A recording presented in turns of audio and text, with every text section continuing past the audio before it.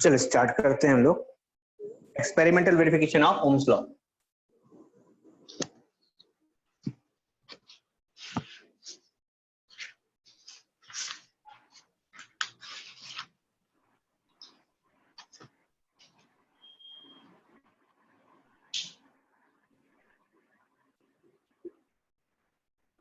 Experimental verification of Ohm's law.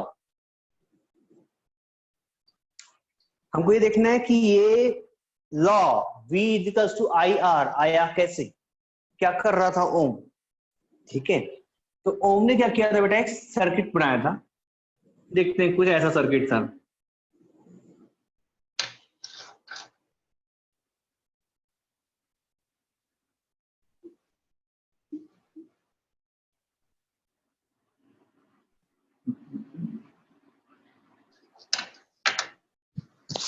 अरे क्या कर रही बेटा, बहुत आवाज आ रही है।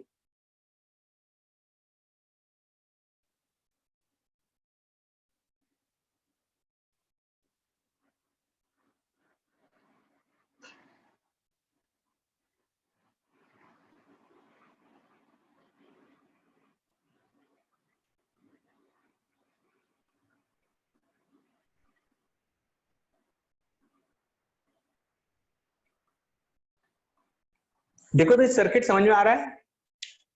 एक बैटरी लगी हुई है, उसका पॉजिटिव टर्मिनल ये है, नेगेटिव टर्मिनल ये है। ये है की, this is your voltmeter, positive negative. This is your ammeter, positive negative. And ये एक लगा हुआ रेजिस्टेंस R।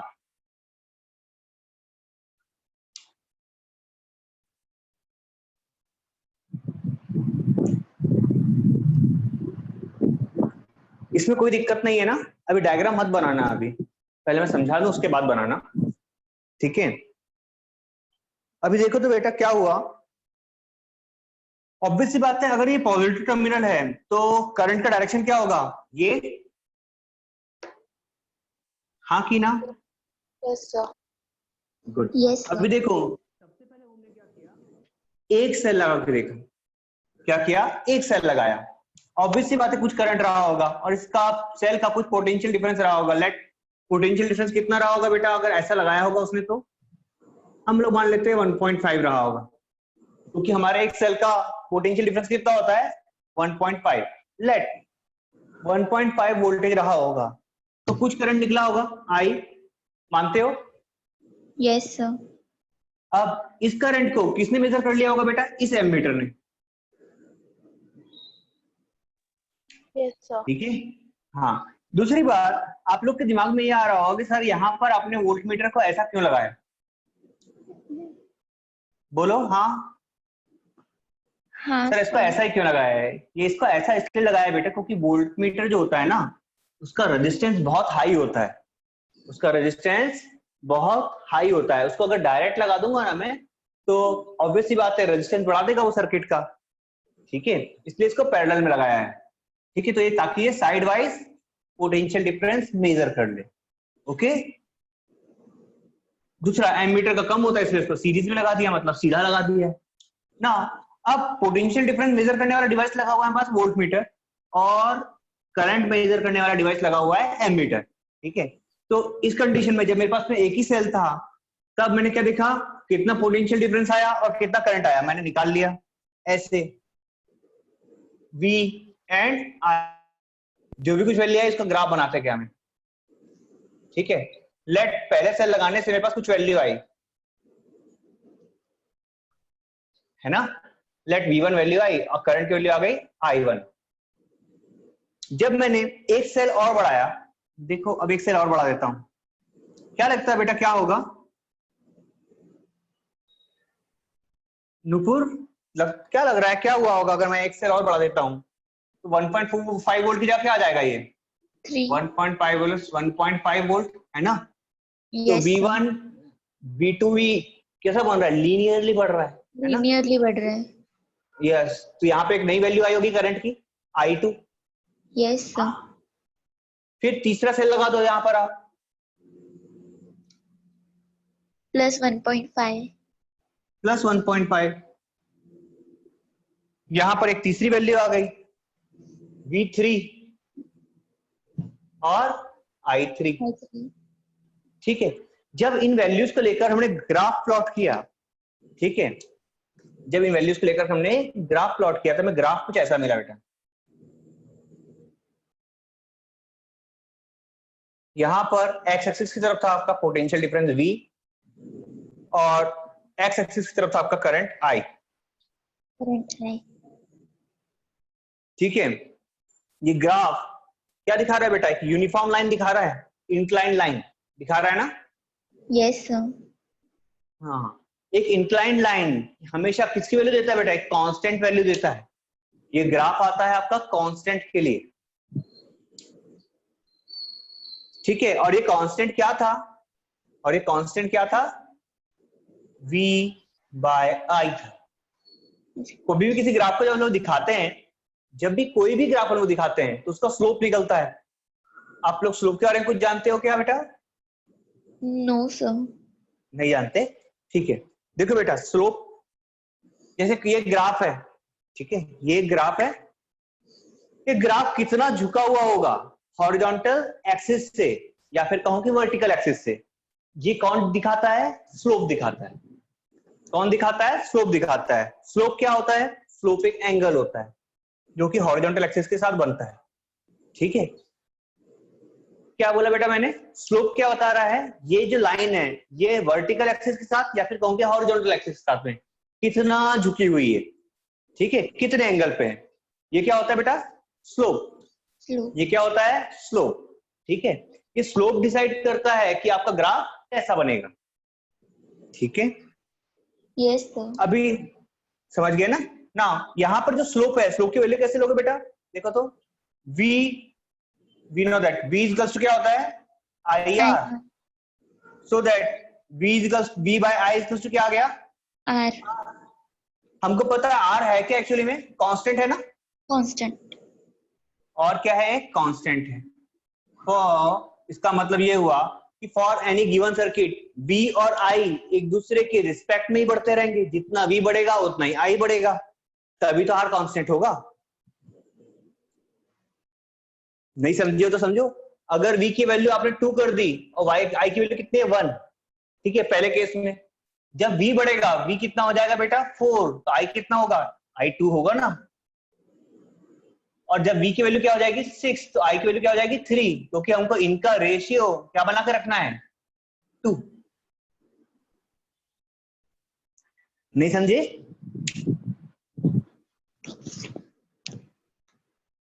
तेजस्वी समझ में आया क्या क्या कह रहा हूं मैं? Yes sir. Good. Ayushi clear हुआ? काविशा?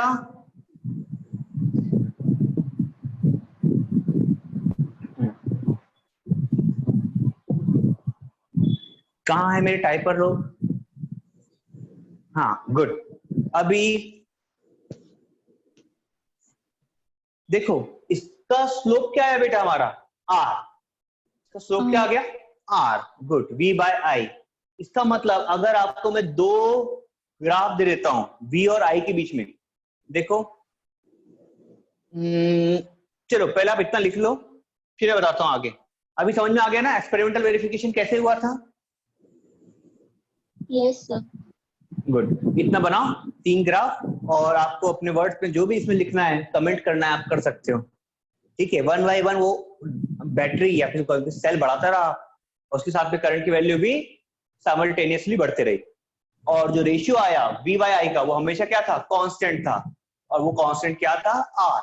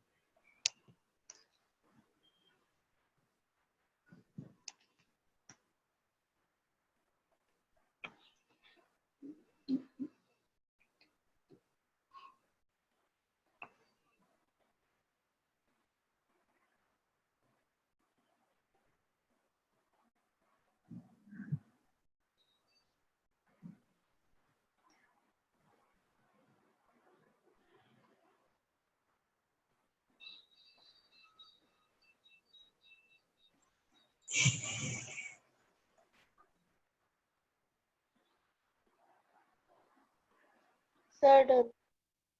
Done, good. आज आपको एक चीज और सिखाते हैं।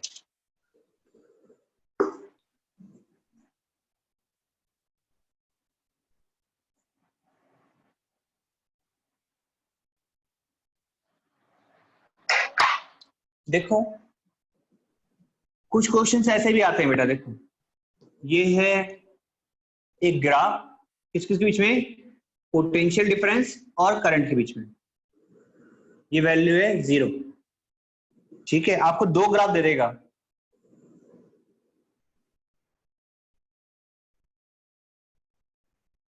ये दो वैल्यू दे दिया, इसका नाम दे देता है वो R1, इसका नाम दे देता है R2। आपको बताना है बेटा किसकी वैल्यू ज्यादा होगी। R1 ज्यादा हो गया, R2।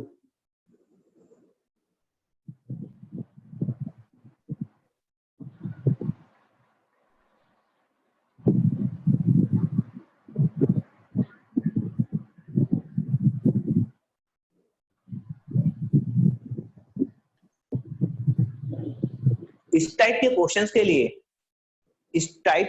लिए, देखो यहाँ पर R1 भी क्या बता रहा है बेटा, एक कांस्टेंट को बता रहा है ना, और R2 भी कांस्टेंट को बता रहा है। हाँ, मानते हो? देखो अब आपको बताता हूँ कि स्लोप का जरूरत कहाँ पड़ेगी। आपको पता है अगर इस आई एक्सिस से, मतलब इस एक्स एक्सिस से, ये एप्लीकेबल होगा हर जगह, ठीक है। इस एक्स एक्सिस से आप क्या देखोगे, एंगल देखोगे, यहां से यहां तक का एंगल देखो। लेट ये क्या है, अल्फा, ठीक है। और यहां से यहां तक का एंगल देखो, लेट ये क्या है, बीटा, ठीक है। एक चीज बताओ तो बेटा, बीटा बड़ा है ना अल्फा से? Yes sir. Beta is greater than alpha, ठीक है। तो बेटा जिसका एंगल बड़ा होगा वो रेजिस्टेंस बड़ा होगा, ठीक है। R1 is greater than R2, ठीक है। R1 is greater than R2। कुछ समझे क्या? Yes sir. ठीक है, रीजन भी सुनो। देखो हम लोगों ने, अगर इस V एक्सिस को मैं यहां लेके आता हूं, कहां पर, बीटा के लिए बता रहा हूं। देखो ये बीटा है आपका, ये क्या है, आई है, आई है ना? हाँ। हाँ, यहाँ पे जो V था उसको मैं यहां लेके आ गया, ठीक है। ये V, ये I, ये V, ये I, ये हो गया आपका बीटा। बेटा एक चीज बताओ तो tan बीटा इक्वल टू क्या होगा? tan पढ़ा है, ट्रिग्नोमेट्री पढ़ी हम लोगों ने। Yes sir. Yes sir. tan beta equal to क्या होगा? Perpendicular upon base. What is perpendicular here? V, angle के सामने वाला side V, and base is I, तो V बाय I, और V बाय I क्या होता है, R, ठीक है। तो tan बीटा की वैल्यू ज्यादा होगी, R की भी वैल्यू ज्यादा होगी, हाँ कि ना? हाँ सर। हाँ, ठीक है। और ऐसे ही निकालते हैं हम लोग बेटा स्लोप, ठीक है। आप सेकंड में भी अप्लाई कर सकते हो, तो क्या आएगा, tan alpha equals to V by I equals to R। देखो अब यहाँ पे इसको ले लेता हूँ नाम, बीटा है तो इसका नाम क्या था, R1, अल्फा हो गया तो नाम हो गया R2। Okay, yes sir. Good.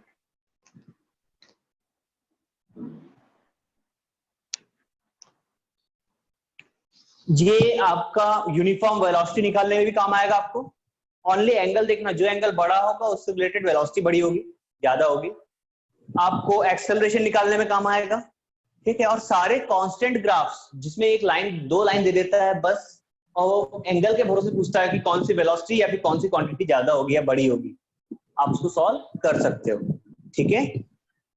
ये तो मैंने बता दिया आपको कि आप लोग कॉन्सेप्ट बने। कॉन्सेप्ट ना भी बनाओ तो सिर्फ एंगल देख के बता देना बेटा, अगर एंगल ज्यादा जिसका होगा उससे रिलेटेड क्वांटिटी बड़ी होगी।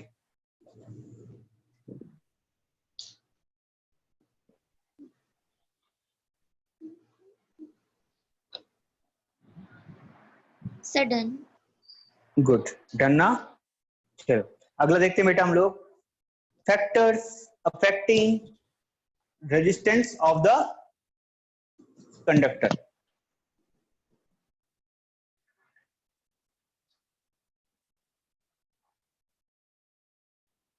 कहाँ गया duster?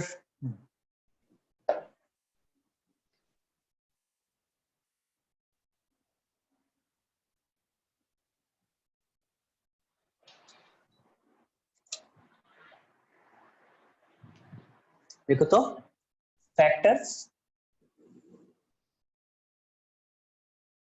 On which resistance on of a conductor depends.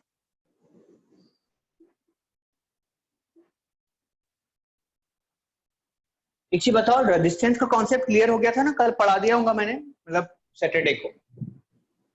Yes, length and thickness. Length तो ठीक है, थिकनेस नहीं, थिकनेस पे क्यों करेगा?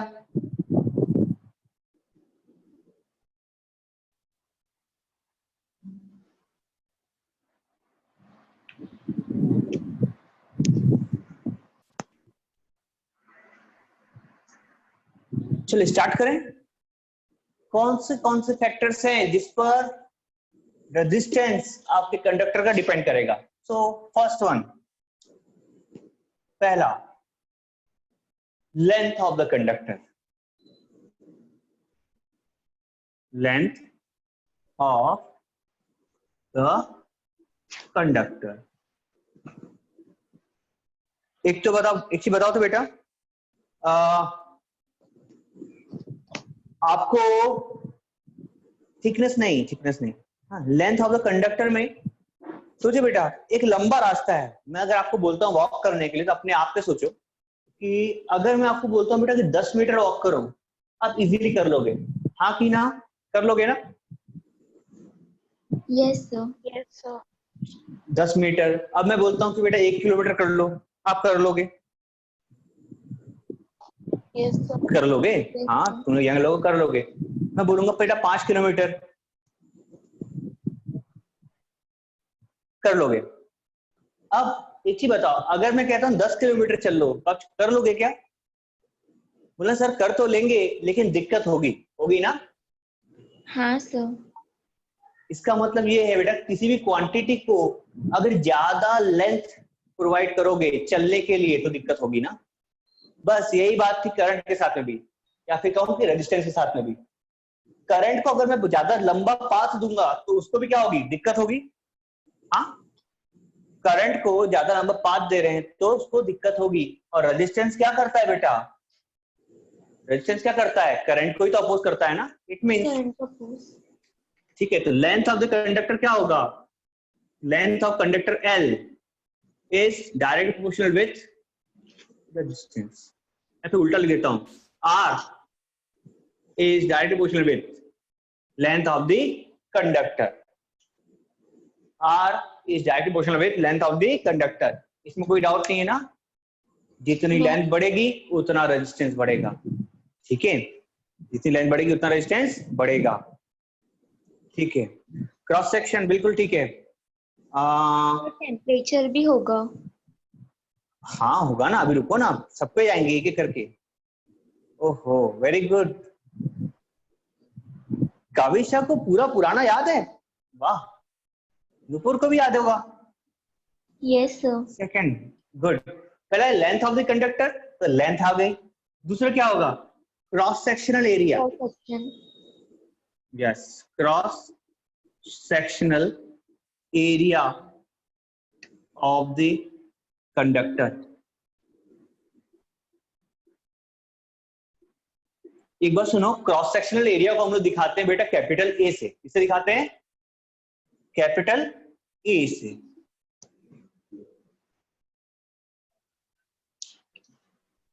अब मैं बताता हूं क्रॉस सेक्शनल एरिया होता क्या है। सोचिए ये वायर है, ये वायर को जूम कर दिया है मैंने थोड़ा सा, ठीक है तो वायर ही। क्या कर दिया है? जूम कर दिया है, थोड़ा सा बड़ा ब्रॉड वे में दिखा रहा हूं आपको मैं वायर। देखो तो वायर का जो बीच वाला एरिया होता है ना, ये वाला एरिया, ये कौन सा एरिया होता है बेटा? Curved surface area. Yes sir. होता है ना कर्व्ड सरफेस एरिया। और ये जो एरिया होता है ना, ये वाला, इसको बोलते हैं बेटा हम लोग क्रॉस सेक्शनल एरिया। ये कौन सा एरिया है? Cross sectional area. मतलब इस एरिया की बात कर रहे हैं।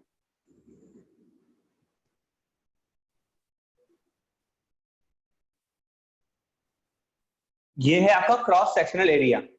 और ये एरिया किसके जैसा दिख रहा है? सर्कुलर दिख रहा है कि नहीं?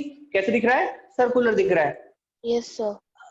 अब अच्छी बात यह है कि मैंने लाइफ में आज तक के कभी भी रेक्टेंगुलर वायर तो देखा नहीं।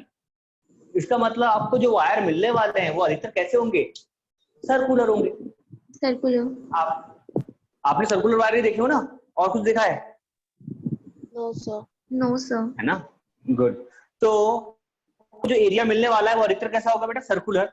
चलो ना भी मिले तो हमको पता है कि हमको एरिया कौन सा निकालना है, ये वाला निकालना है, ना कि ये वाला। ओके, तो अब ये बताओ कि अगर आप किसी सुरंग होती है ना, सुरंग से निकल रहे हो, पुराना वाला एग्जांपल ही लेंगे। अगर आप सुरंग से निकल रहे हो बेटा, और सुरंग कैसी है? बड़ी बड़ी, मतलब उसका क्रॉस सेक्शनल एरिया बड़ा है, तो आपको जाने में आसानी होगी ना? हाँ सर। यस। हाँ, गुड। और अगर वो छोटी होती, इतनी छोटी कि आप टकराओ उससे, तो आपको जाने में मजा आता क्या? नहीं। लग जाती, चोट लग जाती हम लोगों को। ठीक है, चोट लगती कि नहीं लगती? अब अगर चोट लगती बेटा तो हमको अच्छा तो नहीं लगता। वैसी कारण हो गया, वही कहानी होगी किसके साथ में? करंट के साथ।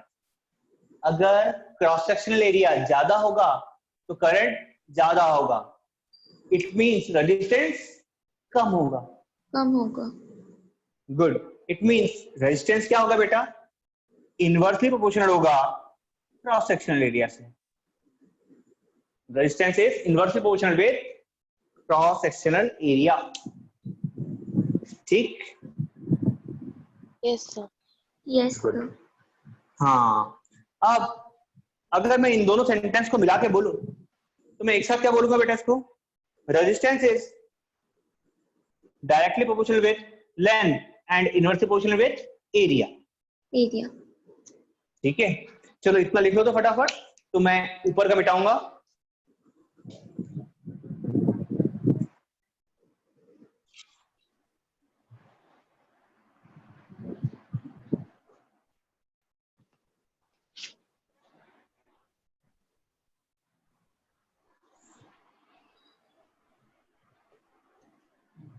वैसे इस साल हम लोग काफी अच्छी पोजीशन पे हैं, पता है क्यों? क्योंकि पिछले साल जब मैंने पढ़ाया था सर पर थिकनेस क्यों नहीं, का विषय थिकनेस इसलिए नहीं, थिकनेस क्या हो गई बेटा? जैसे ये वायर है, ये लेंथ हो गई, ये थिकनेस।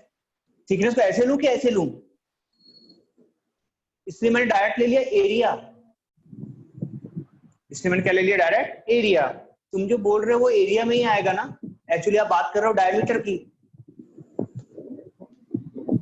थिकनेस मतलब डायमीटर ऑफ वायर ना?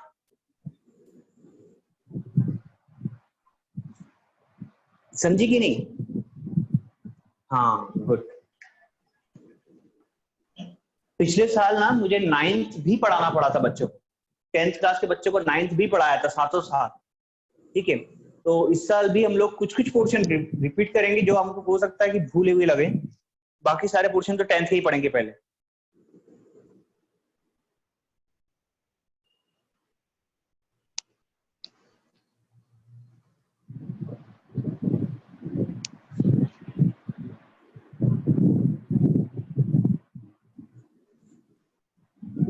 लिख लिया बेटा? Yes sir. गुड। चलो अब ऊपर का मिटाते हैं, थोड़ी बातें करते हैं इसके बारे में, ये दोनों मिलकर क्या दे रहे हैं हमको। हमने देखा R is direct proportional to length and inversely proportional to area. अब जब ये प्रोपोर्शनलिटी का साइन हटेगा, क्या आएगा? एक कांस्टेंट। कांस्टेंट आएगा। इस कांस्टेंट का नाम था रो। क्या नाम था इसका? Rho. And this is called resistivity. Rho is resistivity of the material. Resistivity of the material. इस सिंबल को प्रोनाउंसिएशन है बेटा रो। क्या प्रोनाउंसिएशन है? Rho. And it is known as resistivity of the material. क्या होती है रेजिस्टिविटी ऑफ द मटेरियल? एक बात सुनो बेटा, कोई भी मटेरियल हो, जैसे कॉपर, कॉपर का आप वायर छोटा बनाओ चाहे बड़ा बनाओ, पतला बनाओ चाहे मोटा बनाओ, उसकी रजिस्टिविटी क्या होगी बेटा? हमेशा सेम होगी। उसकी रजिस्टिविटी क्या होगी? सेम होगी।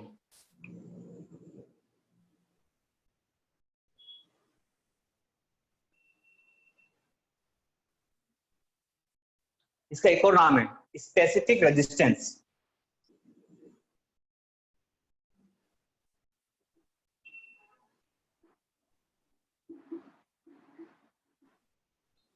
स्पेसिफिक रेजिस्टेंस, ठीक है।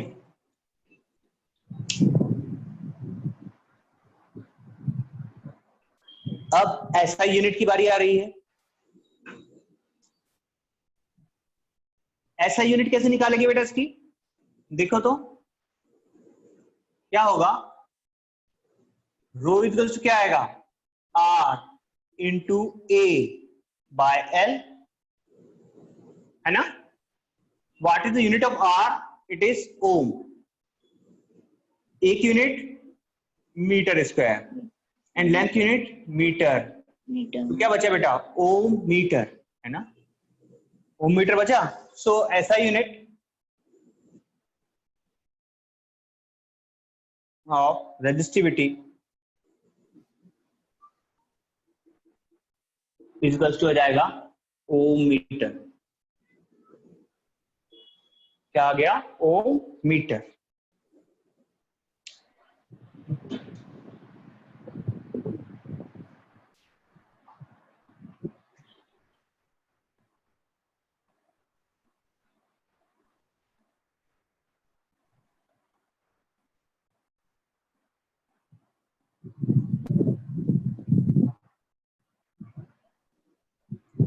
इस इक्वेशन में आप अगेन देख रहे हो बेटा कि यहां पर रो क्या है? एक कांस्टेंट है ना, प्रोपोर्शनैलिटी कांस्टेंट है, हाँ कि ना। ये कांस्टेंट है और कांस्टेंट की वैल्यू किसके साथ नहीं बदलती?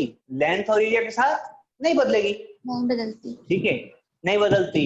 और ये किसी भी मटेरियल के लिए कांस्टेंट होगी, मतलब कॉपर के लिए कांस्टेंट।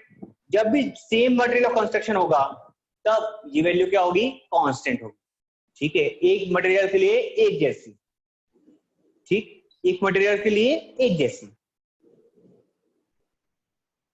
तो इसी पर बेस्ड हमारा तीसरा पॉइंट आएगा बेटा, क्या? Material of the conductor.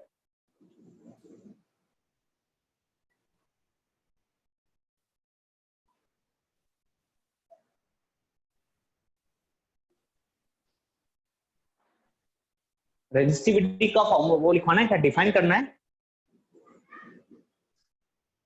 Resistivity of a material लिख लो यहां पर। कहां लिखूं? नीचे लिख दूं? रेजिस्टिविटी, रेजिस्टिविटी क्या होती है? It is resistance of a wire, resistivity of a material is the resistance of the wire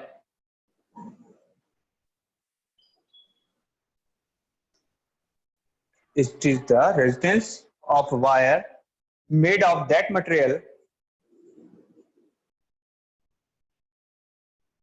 made of that material of unit length and of unit length and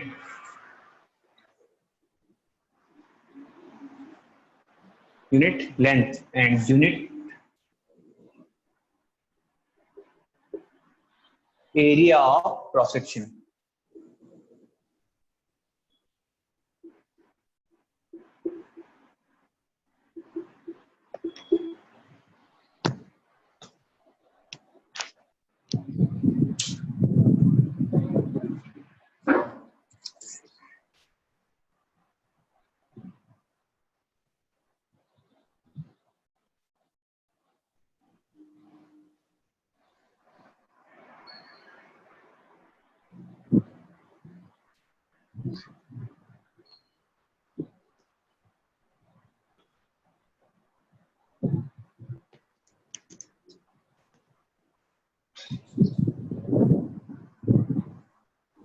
देख रहा हूं बेटा।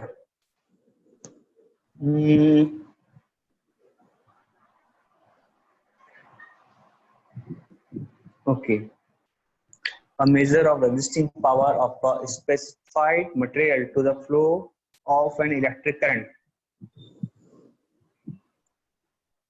नहीं बेटा, ये resisting power of a specified material to the flow of electric current, हाँ बोल सकते हैं, बोल सकते हैं।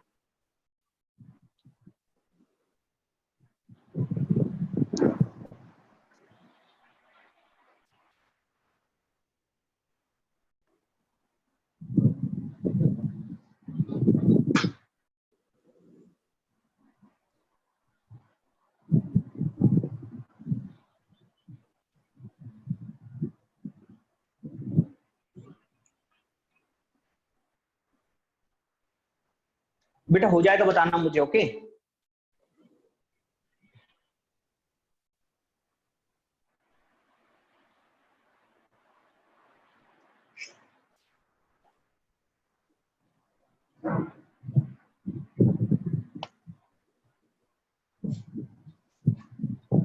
पूर्ण तेजश्री हो गया क्या? Yes sir. बताते भी नहीं हो, कितने सर खराब जस्ट अभी बच्चे हो हुआ। गए। जस्ट हुआ, ओके। हाँ सर। कितने अच्छे बच्चे हैं, कितने अच्छे बच्चे है ना। हाँ चलो आगे बढ़ेंगे। थर्ड पॉइंट क्या था? मटेरियल। यस, किस पर डिपेंड करता है बेटा? Material of the conductor. देखते हैं, मटेरियल ऑफ द कंडक्टर। देखो इसके लिए हमने एक एग्जांपल लिया। क्या लिया हमने? दो अलग अलग मटेरियल लिए। फॉर एग्जांपल एक ले लेता हूं मैं कॉपर, एक ले लेता हूं मैं आयरन। ठीक है, दोनों मटेरियल के सेम लेंथ, जो वायर लेंगे हम लोग उसका लेंगे वायर ऑफ सेम लेंथ। यहां पर भी सेम लेंथ, यहां पर भी ले लिया हमने L, यहां पे ले लिया L, और दोनों का सेम एरिया क्रॉस सेक्शन ले लो, एरिया क्रॉस सेक्शन A, और यहां पे ले लिया A। एक चीज बताओ बेटा, दोनों का रेजिस्टेंस क्या सेम होगा? क्या दोनों का रेजिस्टेंस सेम होगा क्या? No sir. नहीं, क्यों? हमको को पता है कॉपर की कंडक्टिविटी ज्यादा होती है ना? हाँ सर। कॉपर की कंडक्टिविटी ज्यादा होती है जबकि आयरन की नहीं होती। तो ऑब्वियस सी बात है, अगर कॉपर की कंडक्टिविटी ज्यादा होती है इसका मतलब कॉपर की क्या कम होती है बेटा? रेजिस्टिविटी। Yes sir. है ना? It means resistance of a conductor किस पर डिपेंड करता है बेटा? मटेरियल ऑफ कंस्ट्रक्शन पे। ठीक है, resistance of conductor it means resistance of conductor depends on material of construction.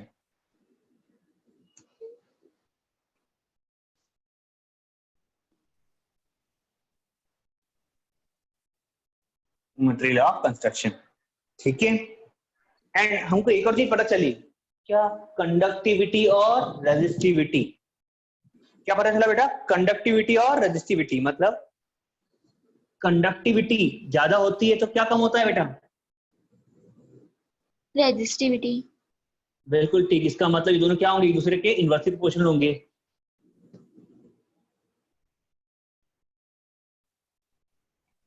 Resistivity.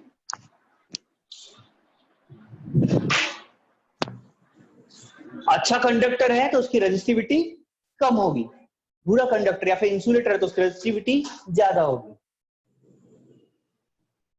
एक पॉइंट और नोट करना है बेटा हम लोग को यहाँ पर कि resistivity of any material does not depend on length और एरिया ऑफ द कंडक्टर। क्या कहा मैंने? रेजिस्टिविटी ऑफ एनी कंडक्टर और material does not depend on length and area of the material. जल्दी से लिखो, फिर मैं लिखाता हूं इसको भी. Sir, done. Done? Good. देखो क्या कह रहा हूं मैं कह रहा हूं नोट में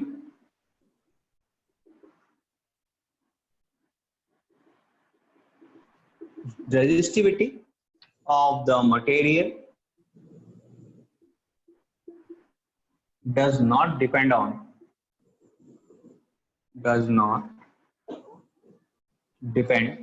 on length or area of the material.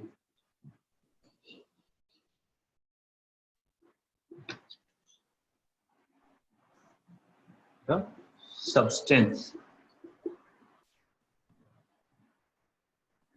It only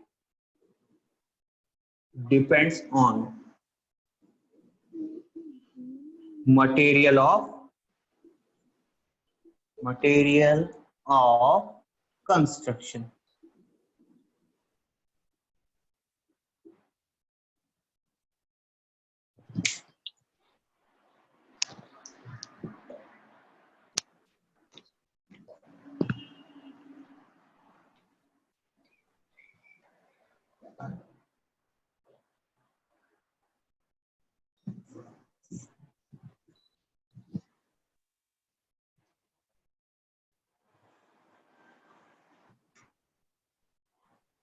अरे टाइम नहीं होने लग गया, 15 मिनट बाकी है. जल्दी से लिखो, मुझे एक और पॉइंट लिखाना है, टेम्परेचर वाला. Sir, completed. गुड.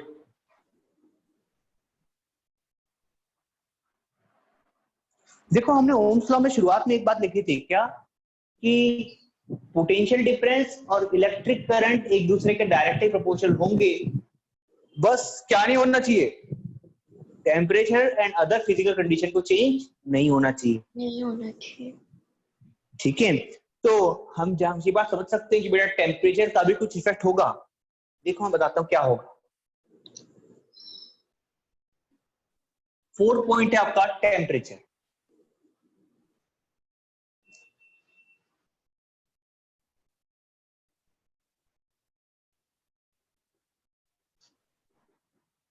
टेम्परेचर क्या होगा बेटा,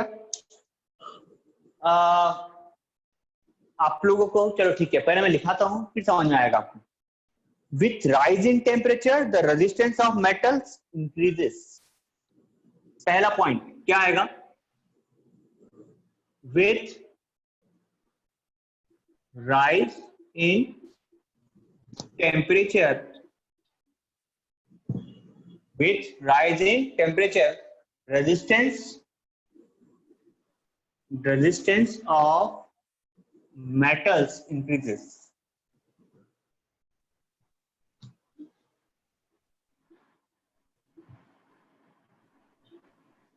ये आपने फील भी किया होगा जब घर में पंखा वंखा चलता रहता है ना, या फिर गर्मी के मौसम में पंखा लगातार आप चलाते रहते हो. ठीक है, ये पंखा बहुत देर चलने लगता है तो आपको पता होगा बीच वाला पोर्शन जो होता है उसकी मशीनरी वाला, वो पोर्शन क्या हो जाता है, गर्म हो जाता है. हाँ कि ना, हीट अप हो जाता है. Yes, sir. ठीक है, आप सबको पता है कि पंखे के अंदर जो कॉइल्स होती है वो मेटल की होती है.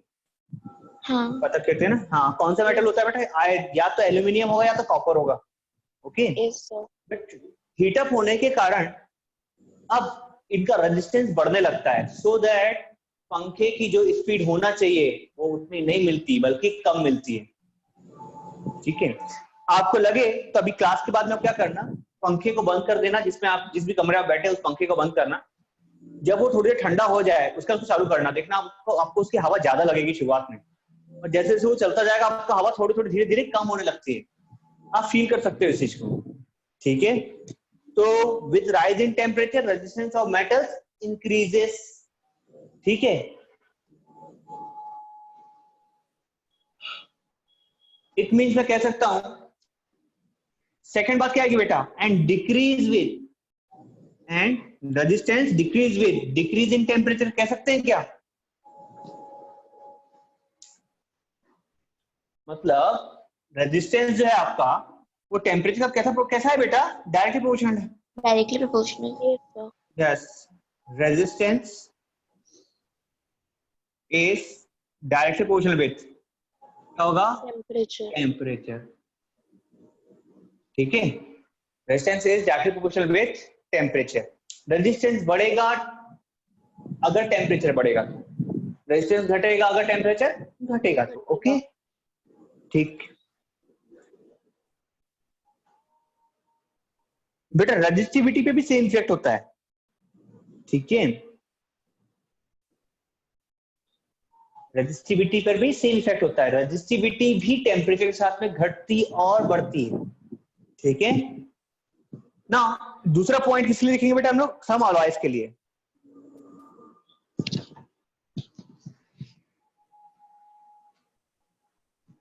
सम alloys, सारे alloys नहीं, some alloys like nichrome, some alloys like nichrome, manganese,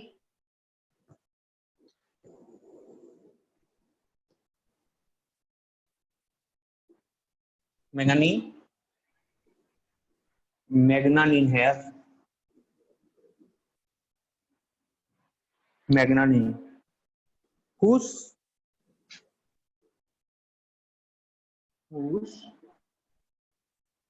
resistance increases, whose resistance decreases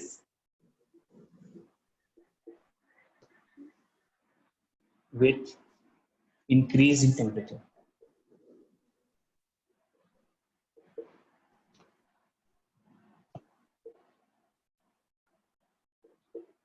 दुनिया में कुछ अलॉय ऐसे भी हैं जिनके साथ में टेम्परेचर और रेजिस्टेंस का इनवर्स रिलेशन है। टेम्परेचर और रेजिस्टेंस का कैसा रिलेशन है? Inverse relation. It means temperature बढ़ाओगे तो रेजिस्टेंस कम होगा, ठीक है। इसके लिए भी मैं आपको घर में दिखने वाला एग्जांपल बता सकता हूँ। जैसे आपने देखा होगा आपका एलईडी बल्ब या फिर सीएफएल देखा है क्या? Yes, sir. Yes, sir. CFL को स्टार्ट करो तो शुरुआत में लाइट कम रहता है, जैसे जैसे वो हीटअप होता जाएगा आपका सीएफएल ज्यादा लाइट प्रोड्यूस करने लगता है, हाँ कि ना? हाँ, sir. हाँ, क्यों? क्योंकि ये बना हुआ होता है बेटा एक स्पेशल अलॉय से, या फिर कहूँ कि मेटालॉइड से। इससे बना होता है मेटालॉइड से। मेटालॉइड्स में जैसे जैसे टेम्परेचर बढ़ता जाता है इलेक्ट्रॉन रिजेक्शन कैपेसिटी बढ़ने लगती है, सो दैट वो अच्छे तरीके से कंडक्ट करने लगते हैं। अगर अच्छे से कंडक्ट कर रहे हैं इट मींस रेजिस्टेंस कम हो रहा है ना? Yes, sir. Yes, sir. चलो, इसके साथ हमारा factors on which resistance of a conductor depends खत्म होता है, ठीक है। अब हम करेंगे इसके क्वेश्चन।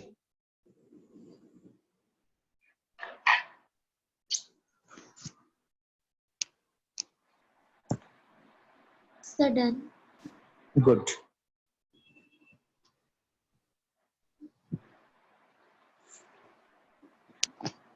एक हाथ क्वेश्चन करें, एक क्वेश्चन करने का टाइम है हमारे पास, कर लेते हैं।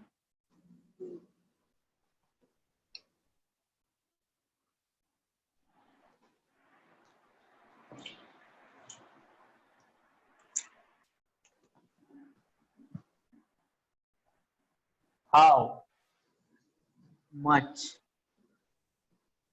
current will an electric bulb draw? Will an electric bulb draw from a 220 volt source? From a 220 volt source, if the resistance of the bulb filament is, if the resistance of the bulb filament is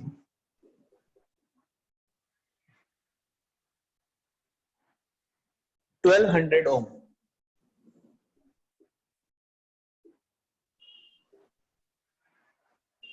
B. How much current will an electric heater coil? ये तो A हो गया, ये कौन सा था आपका A. अब लिखो इसका B. How much current will an electric heater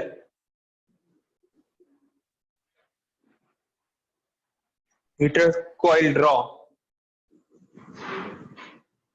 Coil draw.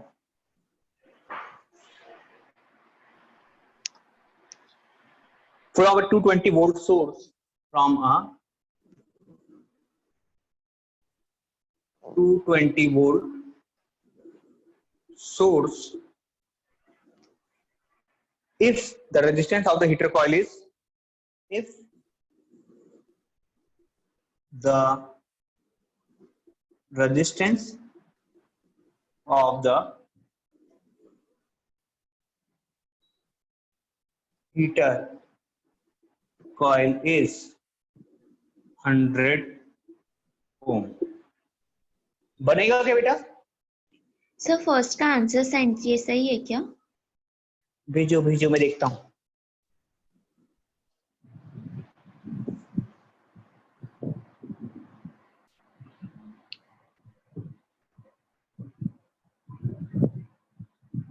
कहाँ आया आंसर? नहीं आया है.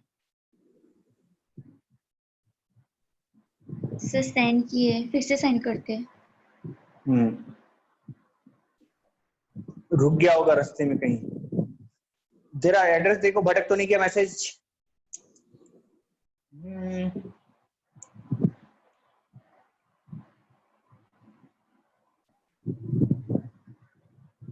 गुड, सही है, करेक्ट आ गया नुपुर.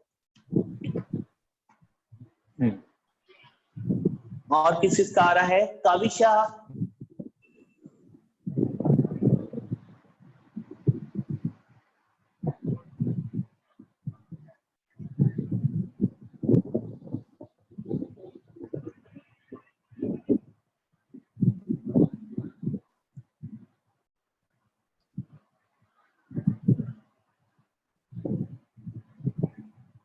काविशा का भी करेक्ट आ गया. तेजश्री और आयुषी जल्दी से भेजो.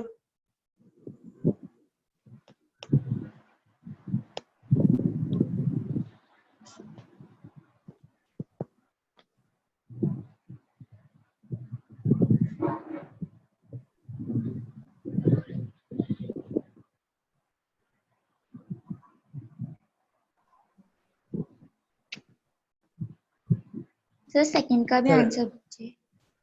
हाँ करेक्ट है.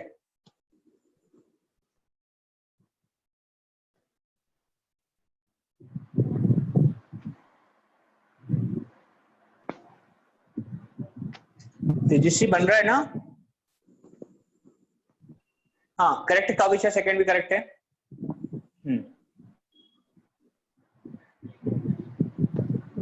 हाँ सर, भेजे हमने फर्स्ट का भेज दिया. आयुषी क्या हुआ बेटा? आंसर भेजो.